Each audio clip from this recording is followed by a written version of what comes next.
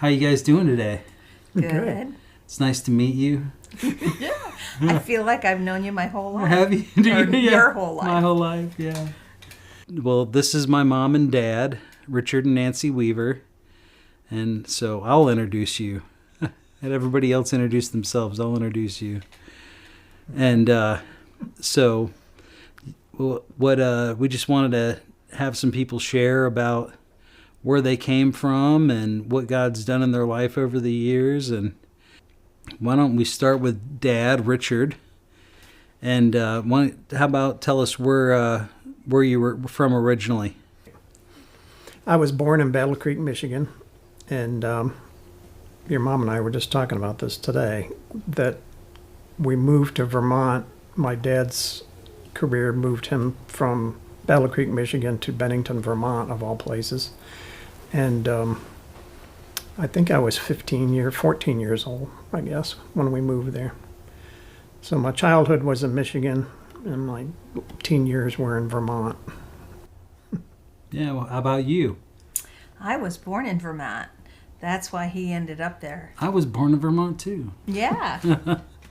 Actually, there's a joke. I was born in North Adams, Massachusetts, but it's because it's the closest hospital. Right, yeah. But raised in Vermont. Went to school in Massachusetts because it was the closest school. Until 4th grade, and then Vermont quit paying the tuition, and then we had to go to school in Vermont after that. Yeah. Well, that's good. And then, so did, I know you were raised Catholic, but Dad, why don't you share about your spiritual upbringing? I wasn't raised in a Christian home. My dad's side of the family was Lutheran, German Lutheran, and my mom's side of the family were Polish Catholics. And those two just didn't get along. I mean, they would get my mom so upset. And I don't know if it was a conscious decision, but I think they just decided to be agnostic because they were tired of the two families fighting with each other. So, none of us kids really were raised in a church or, brought up in Christianity. But somewhere along the way, my dad's side of the family, or my parental grandfather side of the family, they left the Lutheran Church and somehow got involved in Christian Science. And my mom had several run-ins with different churches over the years before she had children. And it was unfortunate. She was in Christian Science before you guys were born? No, I'm just saying that with the church in general? Yeah. For example, my dad was stationed in Panama, and she started going to a Baptist church down there. And she was actually teaching Sunday school. And my dad he was a photographer, aerial photographer, but he took a picture of her in a bathing suit, and it ended up getting published in the base paper. And the church caught wind of it and kicked her out of the church. And I've seen the picture. It was innocent. Right, yeah. It wasn't anything like you see nowadays. But it really kind of... She had a bad experience with the church. Right. The church in general, not just that church. But anyway, so later on in our childhood, she started going to the Christian Science church. And I think she was just looking for something. She always seemed to be spiritually minded. But why don't you explain what the Christian Science church is? Because it's not Christian or science or a church.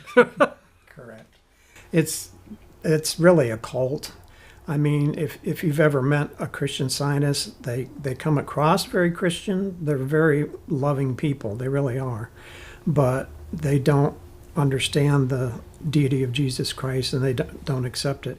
It was founded by a woman named Mary Baker Eddy, and it's just totally a cult. They don't allow the parishioners to read the Bible. She has what's called a Science and Health, and it basically dictates what they can read in the Bible. And their big thing they're known for is self-healing, mind over matter. And that's actually how I lost my mom. Is she ended up getting breast cancer, and refused a doctor, and tried to go the route of Manifest Christian her Science, healing. and it took her life. It's So, funny. That's something you hear about a lot more nowadays. Even like you haven't heard about that in years, and then you hear about people trying to manifest their own healing. And So at any rate, I never set foot in a Christian church. The only one time I went to church as a child was at a Christian Science church, and it was a bad experience. But even as a child, well, why don't you talk about that in that part of your life? Talk about the situation with your dad and the school board. my father served as a superintendent in I believe the school district was Harper Creek, and at that time the teachers went on strike, and it was really a bad situation between the teachers and the school board and the superintendent. And I was pretty young, so I don't remember a lot of it. But the one thing I do remember is they would call my mom when my dad was at work and harass her, and say nasty things about her kids. And I remember hearing them say that your son's way behind, talking about me, and that we feel he's actually mentally handicapped and he needs help. Which, How I don't- old were you at that time? You think? pardon? How old were you? Maybe 10 or 11 years old, something like that. Maybe yeah, 10. Yeah. I don't remember. I'd say the 5th grade maybe. Mm-hmm. But it impacted me because I just, for some reason, I guess maybe it's the enemy, but I just felt like I was stupid. And I struggled with that for years. And then it actually, when I started getting into my, like 12 years old, I actually started experimenting with drugs. I was smoking marijuana, and I used to go to the motocross races with my friends, and we'd just get stoned all weekend. And but it was just an escape for me because I felt like that's the only way I could make friends was just getting in with the bad crowd.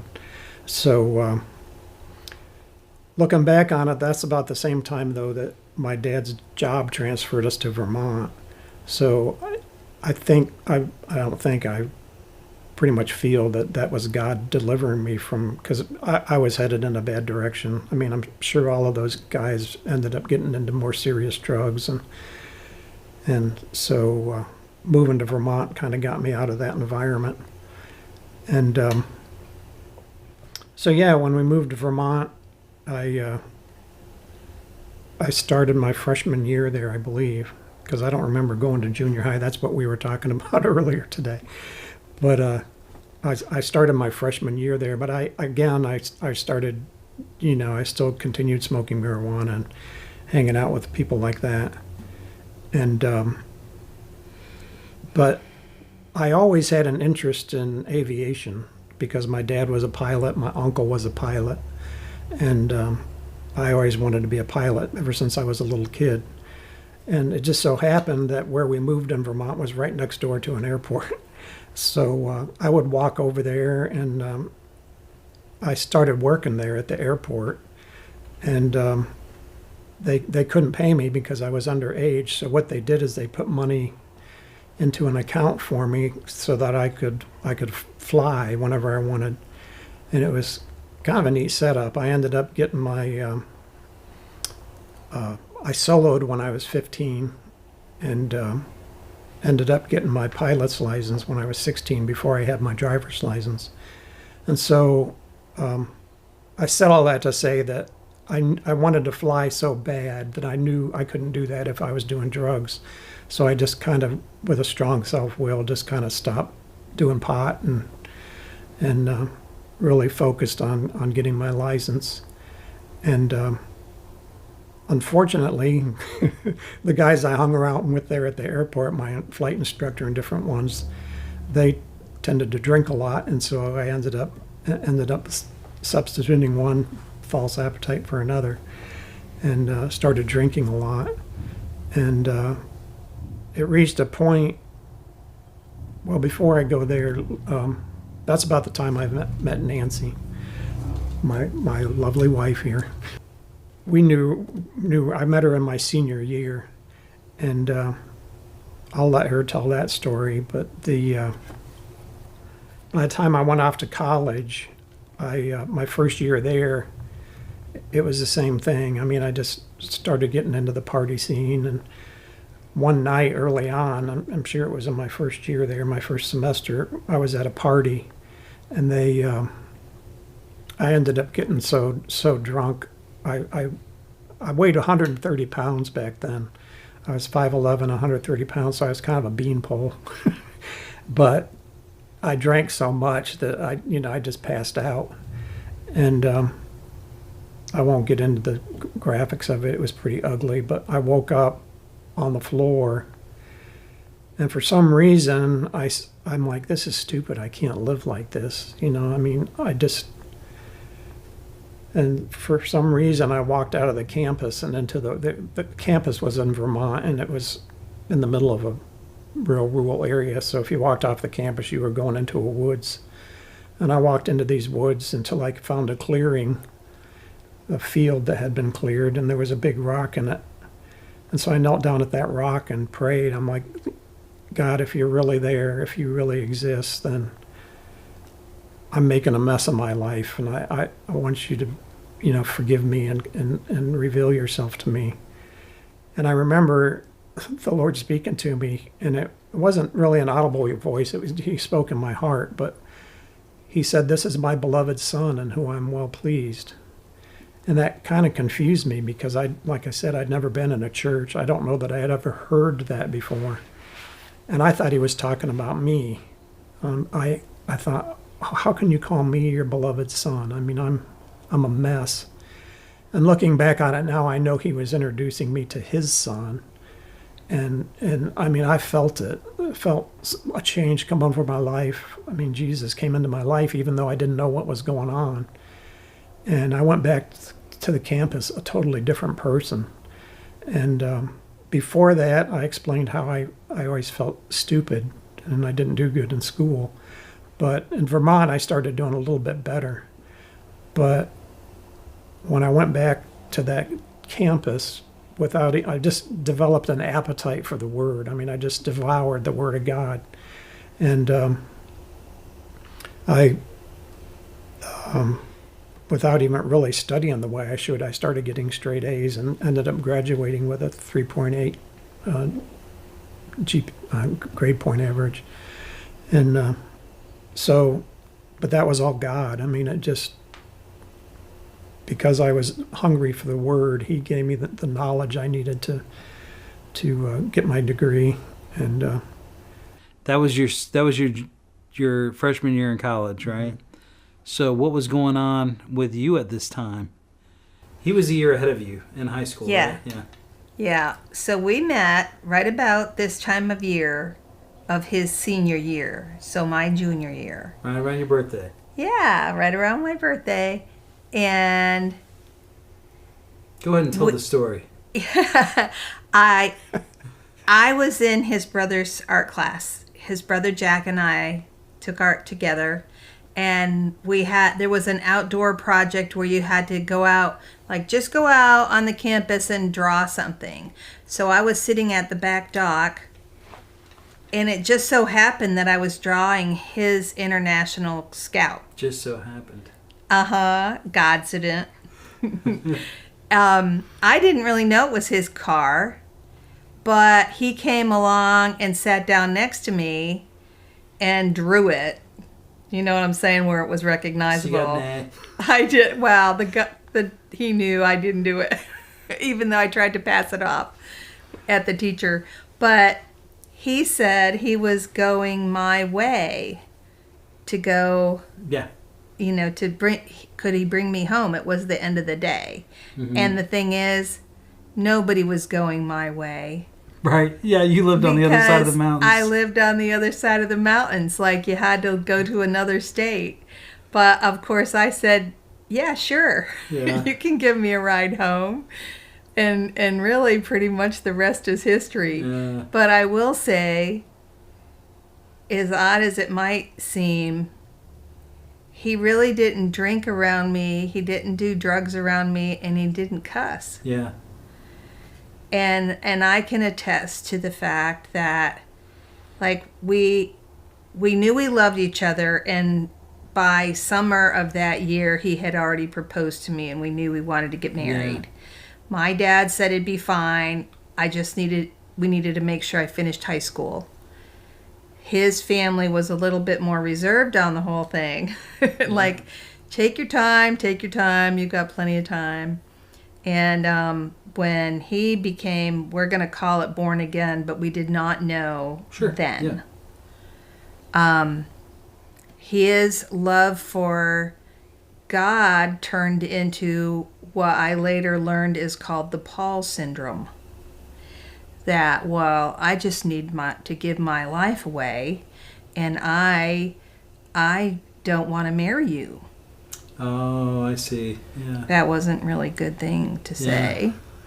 And I bawled my eyes out forever. His mom tried to comfort me, and using my womanly wiles, I convinced him otherwise. You lured him back. I lured him back. It's good. He And- wasn't that strong.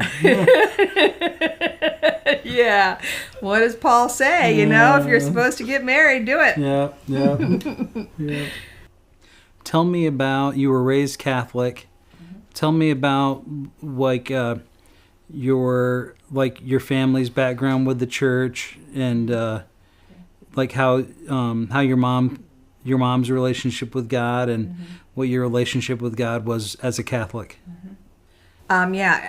We were what I'm going to call a real Catholic family. We did go to church every Sunday, every holy day of obligation. We did all the sacraments, First Communion, Confirmation, all that. If we got stuck home after a blizzard and it was Sunday, we sat in the living room and said the rosary. Like, that's evidently what covers a mass if you don't go.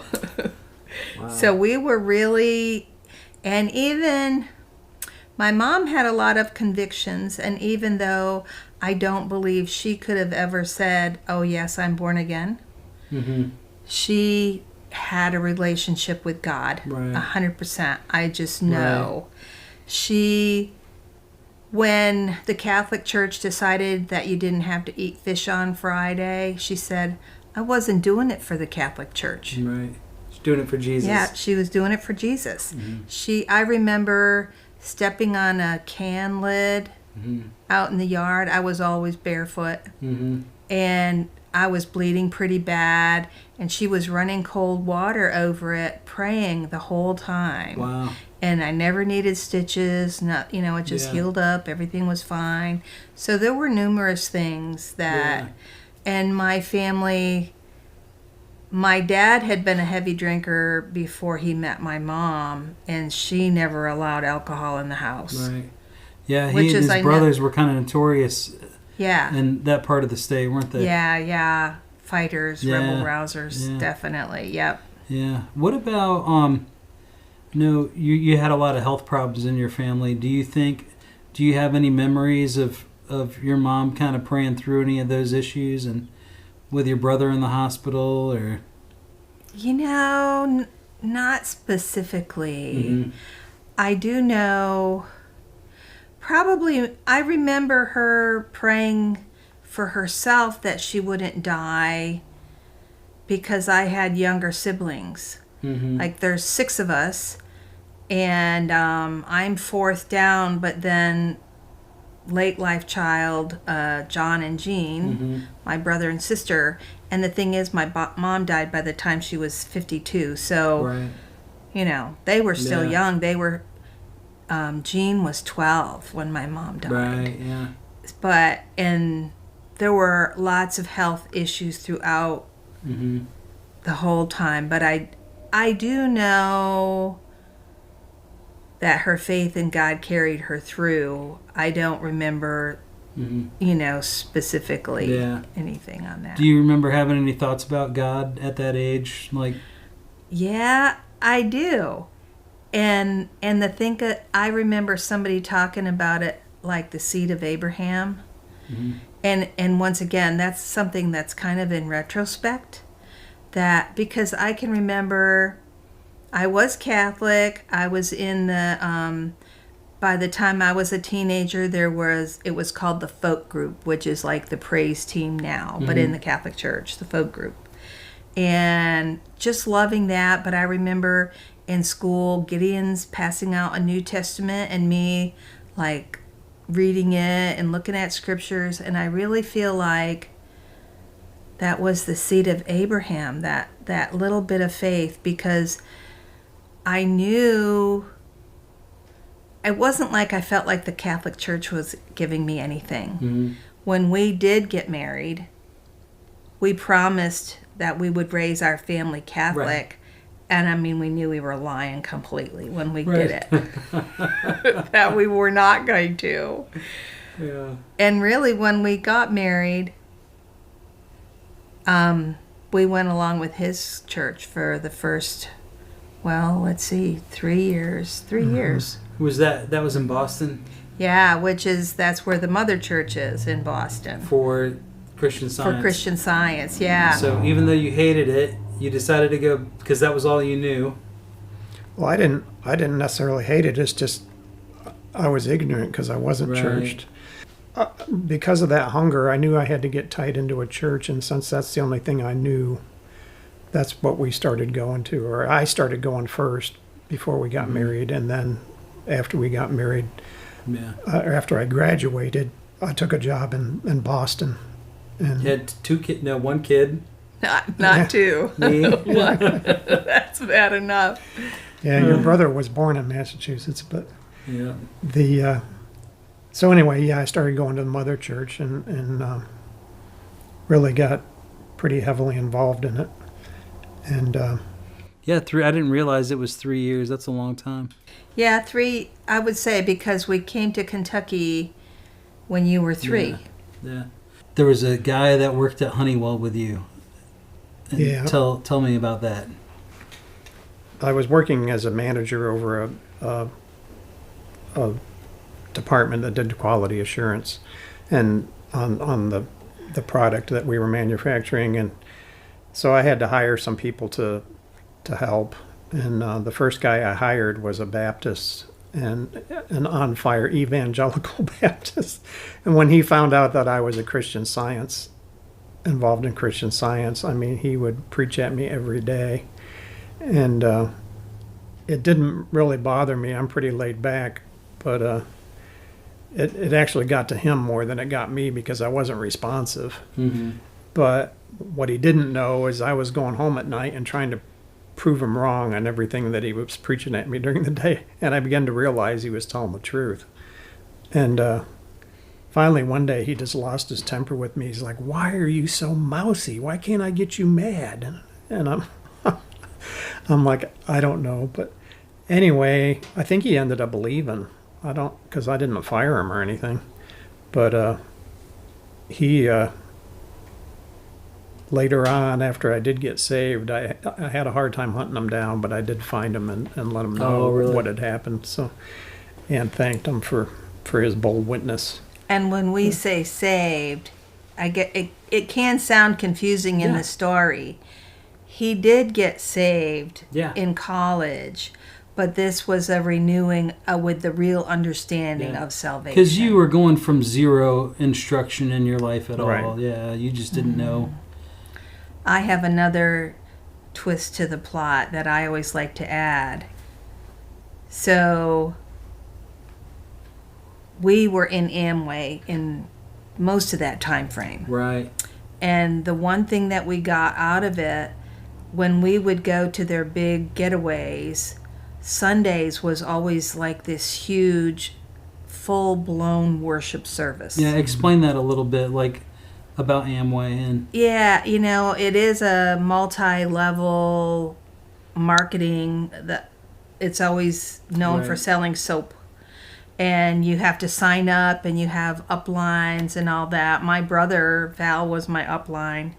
And but at the time it was very evangelical also. yes, it was. And even like, you know, if you want to make money, you need to be read these books. And most of them were Christian books. Yeah. And like I said, those weekend getaways, and we would see people raising their hands. And it had a good feel to it. And we're both like, what do you think this is? And Yeah. we were about to move to Kentucky. He wasn't so sure about Christian Science anymore. I wasn't interested in Catholicism. We decided it'd be better to find something together. Yeah, you had seen people raising their hands while they worshipped. Yeah. Yeah. So what happened? Explain what happened in 81. Like, Yeah. I was still working at Honeywell in Boston, and my dad called me, and he said, "Hey," he goes, I started a new job. I'm building a plant in Florence, Kentucky. Would you be interested in coming and helping me on the startup?" And maybe 25. because we were using, Oh, then it's he had seen where I was working, Right. and we were using a lot of the same technology that was going into what he was doing. And so I said, let me think about it. And I really wasn't very close with my dad, and I didn't like the idea of working with him, but I prayed about it and really felt like the Lord said to go. And so part of that was that they sent me to Germany for 6 months. And that was another really turbulent time in our lives because we left Boston, went to Vermont. She stayed with my parents, and then they sent me to Germany, My parents. or her parents. Mhm. And Your mom was still alive. No, actually, my She had parent. just. So you were 19 when your mom passed, or 18? Yeah, at 19. Yeah. And then how old were you when your mom passed? I think 22. But they were just 23. within a couple of years of each Not other. even 2 years, because I've Right. thought a lot about this. Yeah, Yeah. so we were young. Yeah. And then the year before that, your brother had passed away, Right. almost like within a couple of weeks. Well, we got married the very end of 77, Right? Mm-hmm.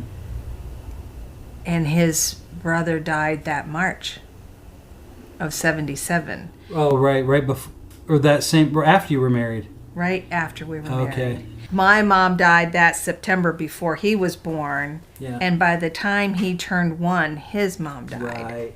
So it was just like boom, boom, boom. Yeah. Yeah.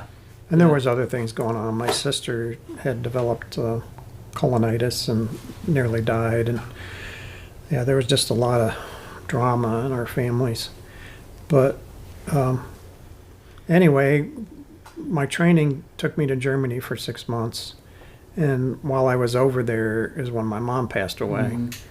And it was just a really, really dark time in my life because I was still struggling with my Christianity, and I was trying to witness to my mom, and I just really felt strongly I needed to witness to her, and I didn't even know really what that meant, but Mhm. I remember writing letters to her and trying to communicate with her about what happened to me, and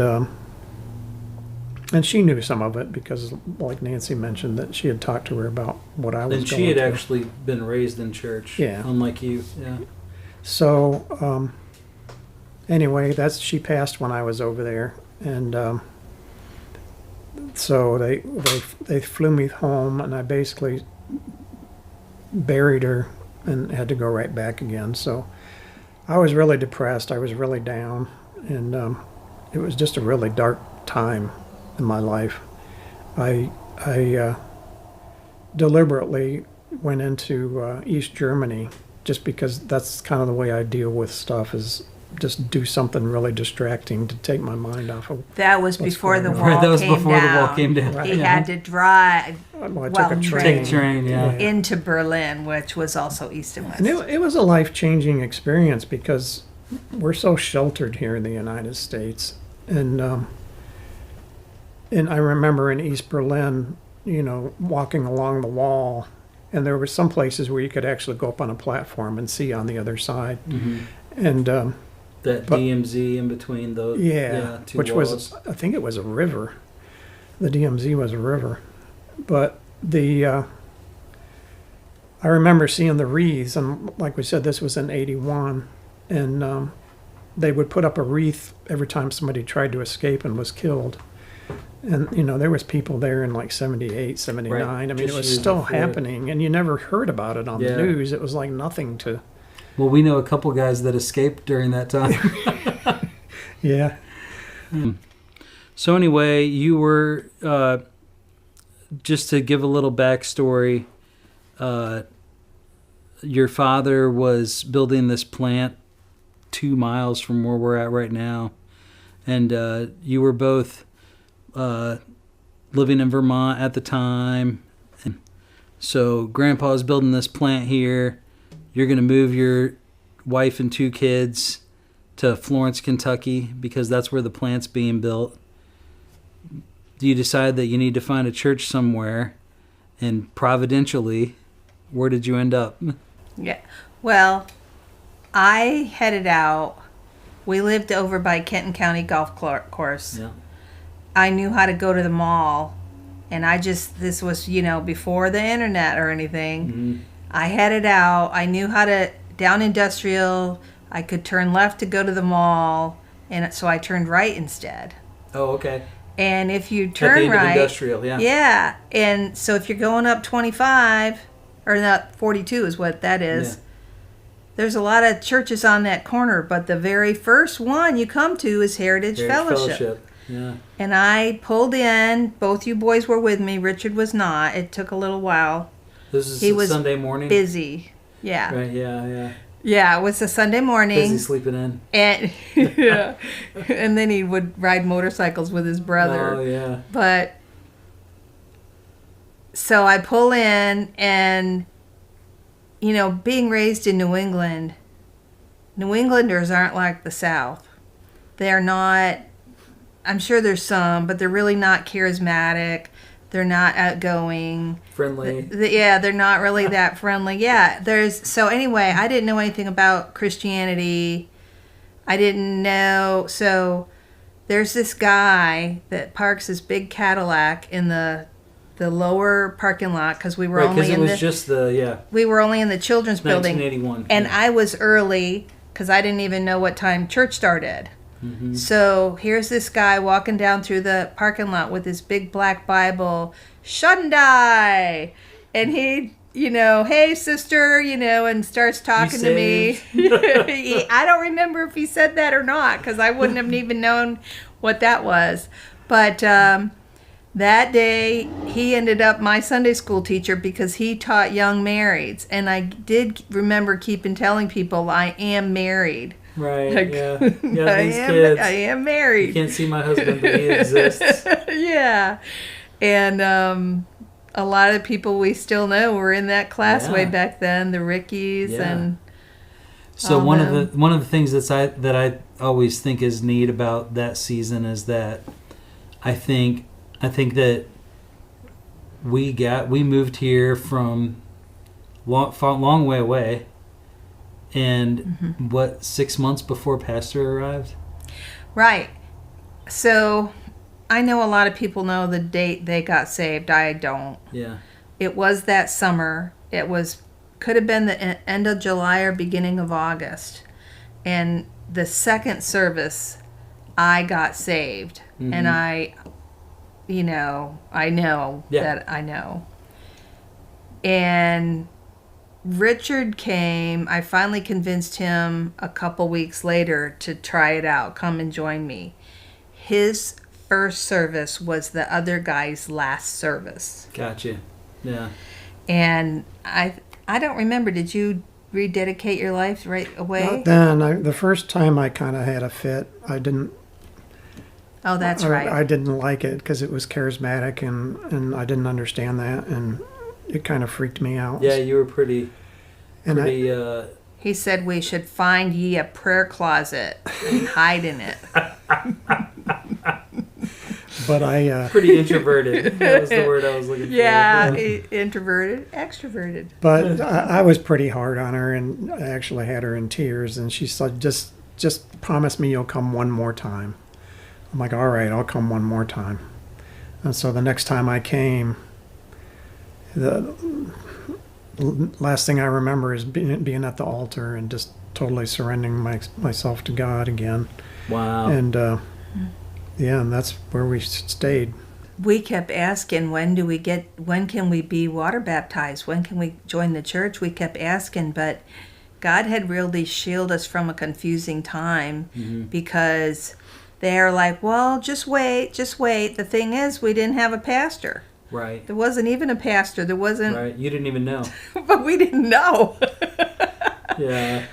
Yeah, and but I think it was that February was when we both got water baptized. Yeah. Yeah, after Pastor got here. Yeah. I think it's probably one of the And first things things he kinda did. That's awesome. Settled in, yeah. But yeah, Pastor, he's been such a father image to me because like we said, we both got baptized, but it was like all of those puzzle pieces that were missing for those 3 years, because I Right. wasn't churched.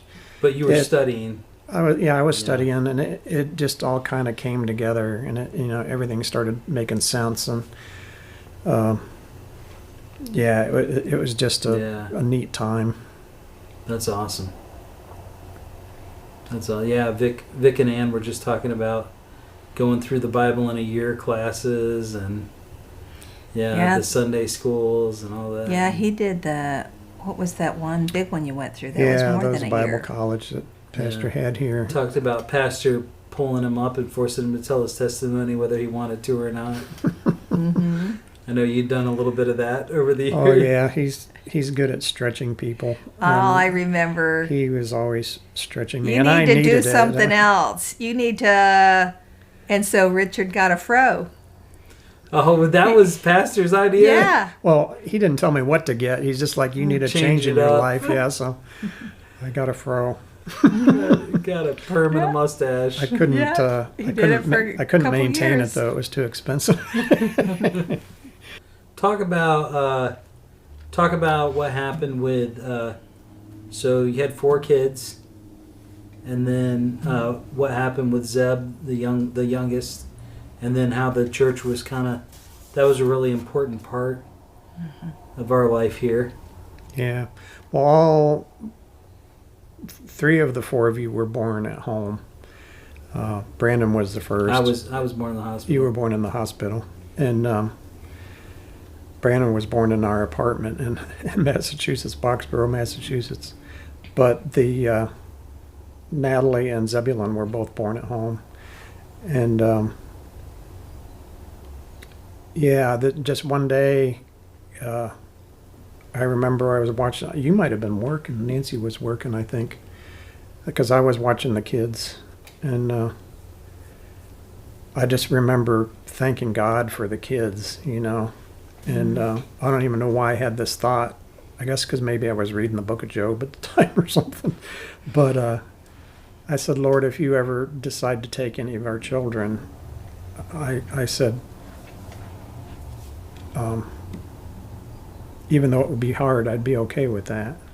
But then I even stopped myself and I said, but please don't test me on that. And I don't know how much longer it was after that, but I'll let Nancy tell that part of the story. But Zebulon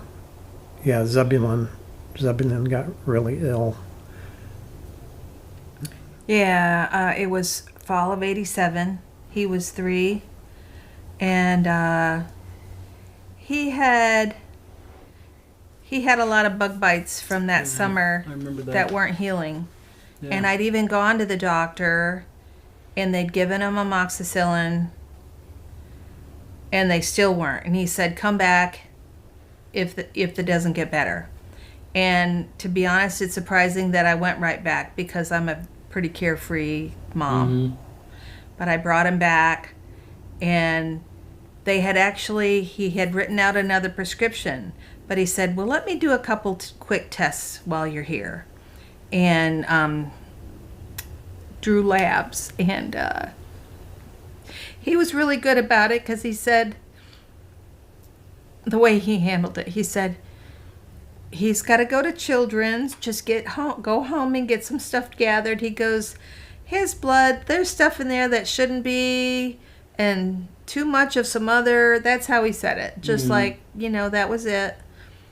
And that night, your dad, he usually works second shifts, which is kind of, it's tricky, and he had to work to. So anyway, the doctors kept coming. They knew by then that it was leukemia, but they weren't telling me because they wanted my husband there. They like, where's your husband? Isn't your husband coming? Well, no. And I mean, it was probably midnight by then. And then they finally told me there's a couple different kinds of leukemia. One is normally in toddlers. So like, it's probably that one, and that's the better kind. Right. And I still didn't even call Richard that night. I wanted him to be able to sleep. I mean, I was bawling my eyes out by then. Right. But I did call Pastor Keith. Did you? To tell him. Because I knew he'd take care of us. And I remember reading my Bible, but to be honest, it was hard enough at that time because you just feel like you're hitting rock bottom. And if you're reading even the Psalms or whatever is mostly joyous, you don't feel good enough. Right. And so his turned out to be the bad kind. It's to this day, it's a bad kind. Right. Where the chances of survival are very slim. Yeah. And so the way some of the story goes, and I'll try to skip a little bit, he had to go through very intense chemo, most of the time in the hospital. But I tell a lot of people this, like why my 3 surviving kids, the 3 alive, stuck with God through your whole lives. But I think they saw Christ and the body of Christ function the way it's supposed to. And Heritage, yes, but the school that you guys went to, Heritage Academy, they saw the body of Christ. Especially the first year was rough, but later when he relapsed, he was off chemo. He went through 2.5 years of chemo. Right. So the first couple years, the problem was Richard had to keep working, keep insurance going, keep money flowing, and I stayed with Zeb. He's a toddler. Right. And everybody that's dealt with hospitals knows a person needs an advocate. And I had to be there just to say, oh, he's allergic to that, don't give him that. Right. Oh, yeah, he's already had that today. Whatever. Right. It's not like there was digital charts back then. Right. And I mean, at their best, anybody can make mistakes. So I stayed with him. Right. And the rest of the world took care of you kids. It's true. Like, whoever, Yeah. the different parents in the school. I know Mary and Malcolm Pugh particularly took Natalie a lot because she really gravitated to them.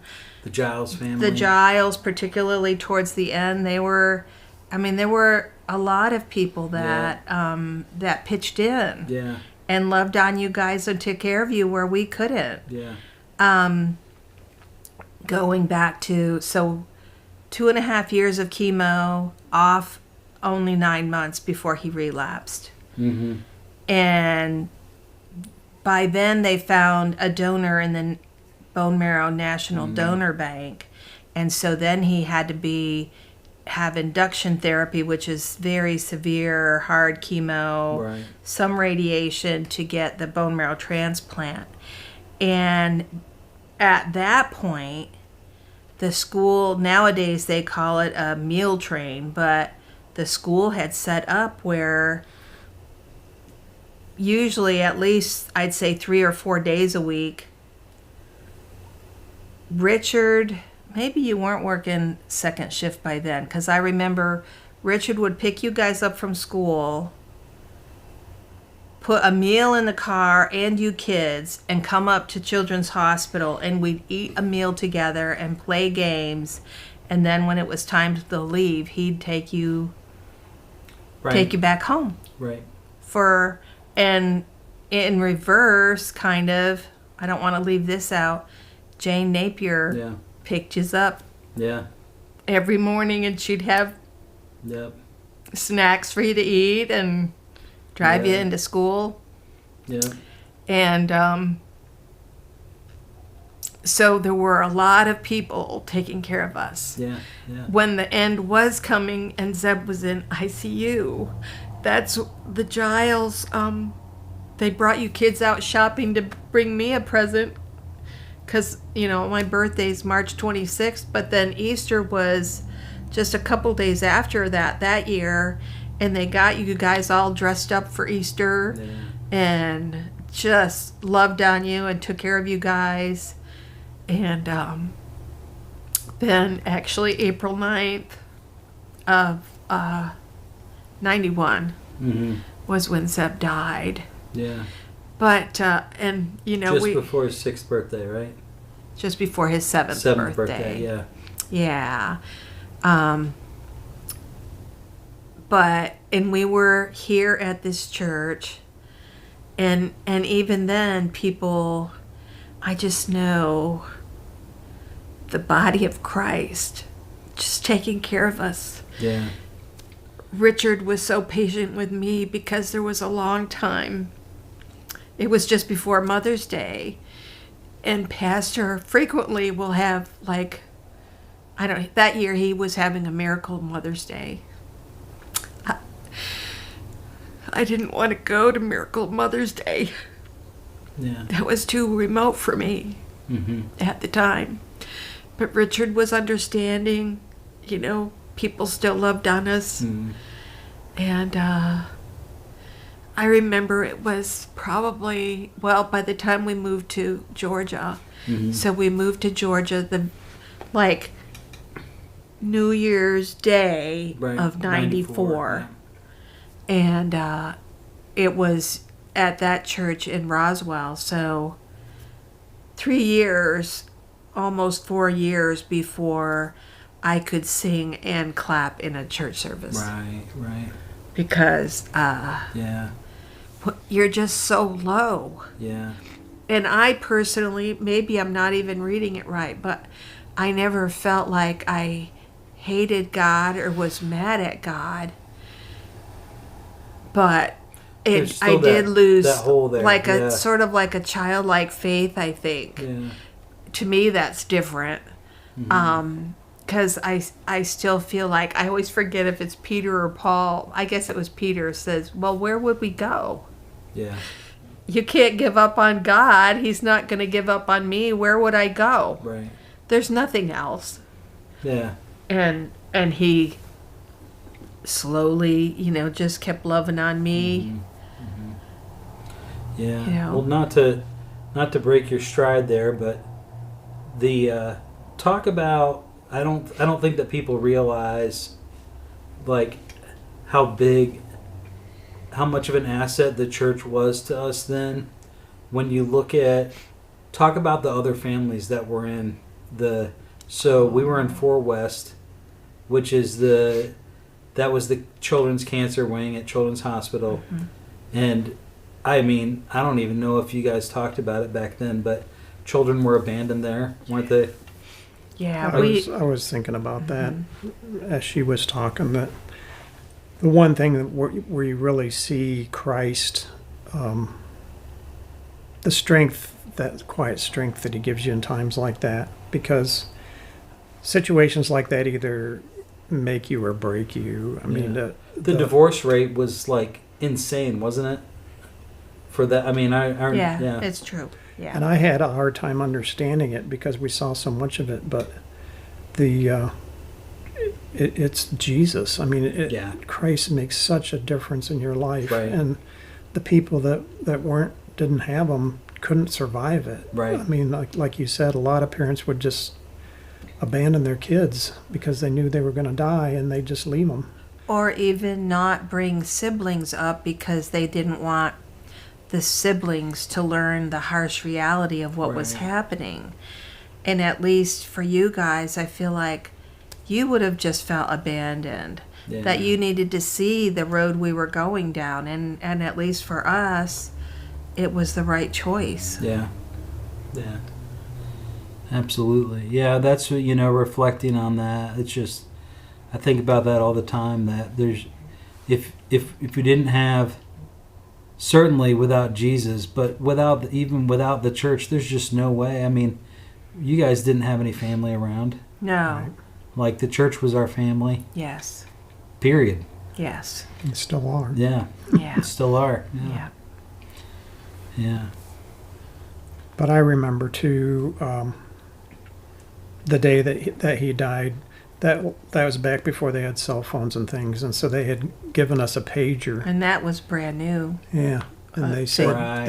you I guys need remember to that. go out, watch a movie, go do something, and we'll text you if anything happens.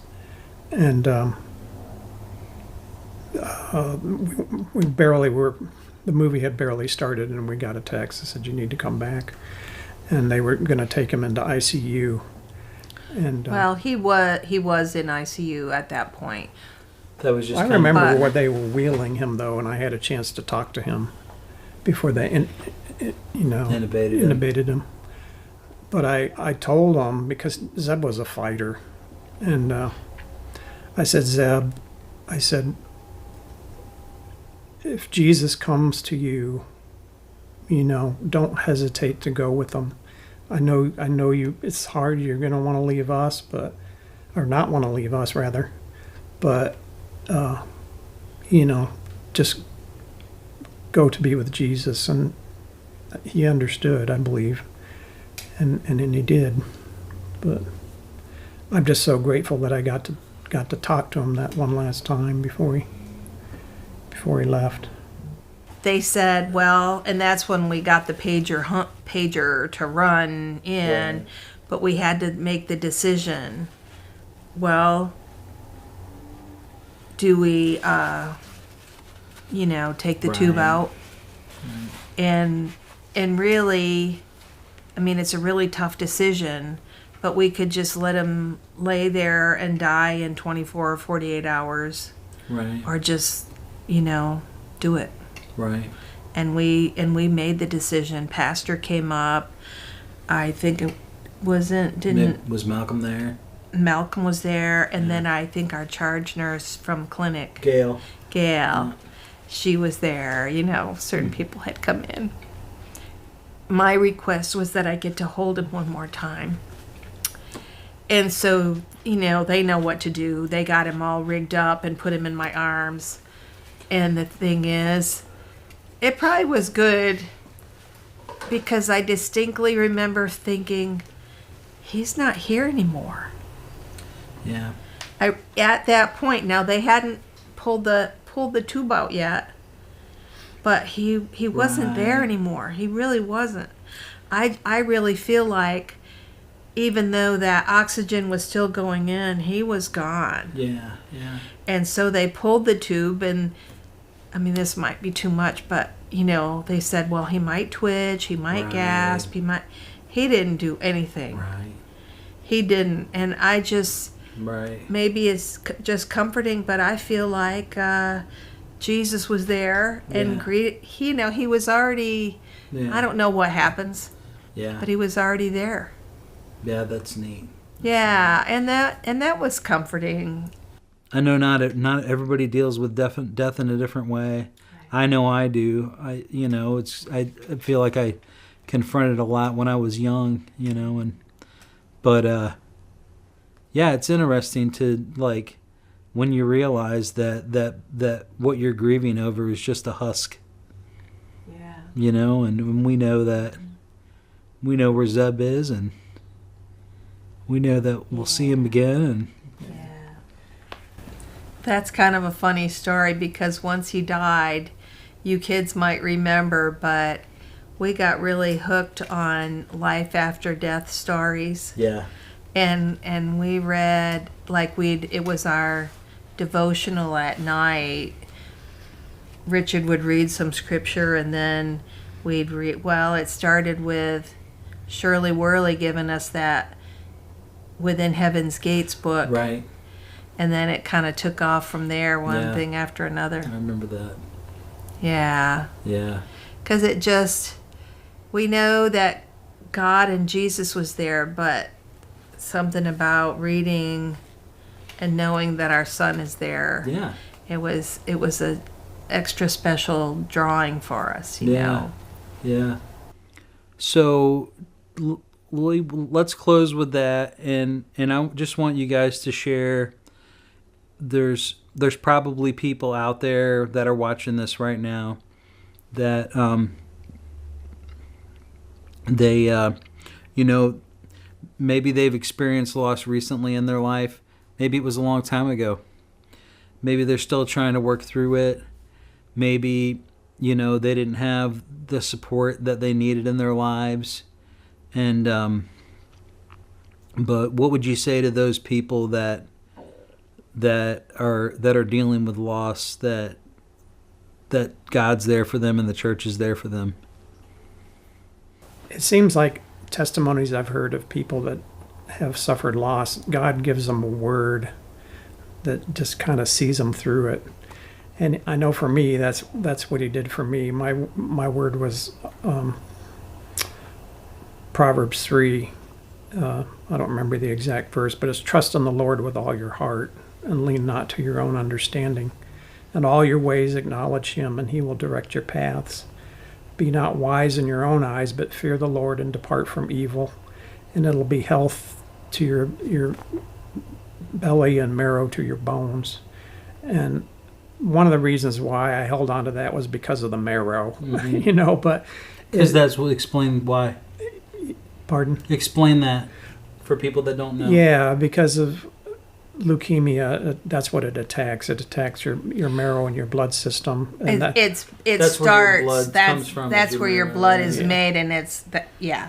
right. But the more we went through, the more that we just have to trust in him. I mean, even though we don't understand Yeah. why we go through some of the things that we go through,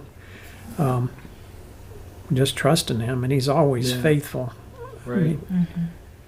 Well, I know our family in general, it was, you could have never connected the dots of where the path that our lives took, and where God sent us and the people that we've met. And it's definitely, all these stories that we've talked about, they're all about the providential hand of God and moving in people's lives, and Definitely. seeing you through times that you never, if you knew you had to go through them, you would have run as far as you could, but but he's taken you where you need to go. And yeah, And the trying of your faith one way or another does need to be tried. right.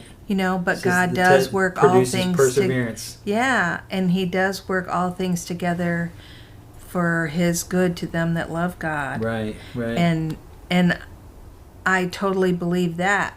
With as awful as all of that was, the thing is, well, what's the greatest promise?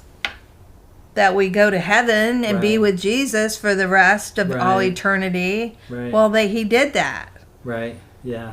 That's an important Yeah. thing to hang on to. Okay, what do I have here?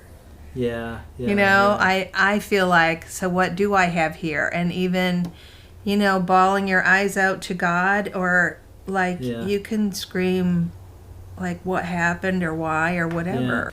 Tell some of the stories about like the funeral and Gail and different ones, you know, because we know that there was, you know, probably some people from your work and just different people that, you know, that saw your guys' life along the way. That Yeah. So really Gail Hinkle, you have a primary nurse in the hospital and a primary nurse when you're in clinic, at least way back then, so that there was continuity in your care and getting a relationship a built. person that knew what was going on. Yeah, and so Gail was ours in clinic, and she was raised by a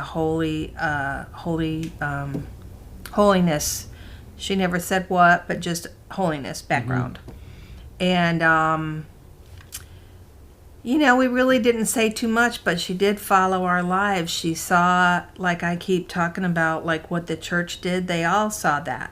That was a witness to everybody, whether it's in clinic or on the hospital floor. Right. It was a witness to everybody. Right. Again, So- somebody that saw all the bad stories too. Yeah. Yeah. All the train So wrecks. Gail, she latched onto our family. I mean, she loved Zebulon, but We she stayed loved. with her more Yeah, than once, I think, yeah. She asked to have you kids over. Even once Zeb died, she had you kids over, and she had all of us over for a dinner. But on those few years, she went from not going to church to ultimately going to church and doing nurses' mission trips. Wow. Yeah. And part of how I remember, and I mean, it was never a preachy thing. It was a walk. But she was, being a nurse, I think, you know, she was like a germaphobe in a lot of ways, so it was hard to go to like Peru and, Right. you know, but she would fill her suitcase with Pop-Tarts and just eat those the whole time she was gone. It's good. It's a good move. Yeah. Flat. They pack flat. Yeah, I guess, because I know that was like one of her things Good- she said lots of she calories did. Yeah. and- And she was rail thin, Yeah, so she I could do remember it. Yep. That's funny. But, yeah, and there were others. I know one of the times when I was not there at Zeb's bedside, and this was in the hospital. I guess maybe he'd been given some chemo or something, and he was really sick, and we'd always pray for him when he was being sick, you know, like, oh God, and lay hands on him and pray with him that, you know, the nausea would go away. And we weren't there, but the floor nurse was Mary, and he asked her to pray for him. Oh, yeah. And she you know, she didn't have any background that I was aware of either, but she prayed with him. You hard to like, turn him down. she told me later, and she goes, no, that's not enough, pray some more. And so she prayed some more. Yeah, just about everybody came to the funeral. Yeah, I remember. Even Dr. Harris was the oncologist. Right. Yeah. I do remember in the, you know, receiving line, I mean, there was a lot of people there, but people from work would come through, you know, and you'd give you a hug or whatever. But I remember one particular person. I don't remember who it was, but I could just discern that they were full of Christ. You know, I could sense it. Right. And I've never had that happen before. And, you know, we just gave each other a big hug, and I don't remember who it was, but I could just tell Right. that There was were- a different empathy there. Right. Yeah. Thanks for sharing. I know that was a tough one.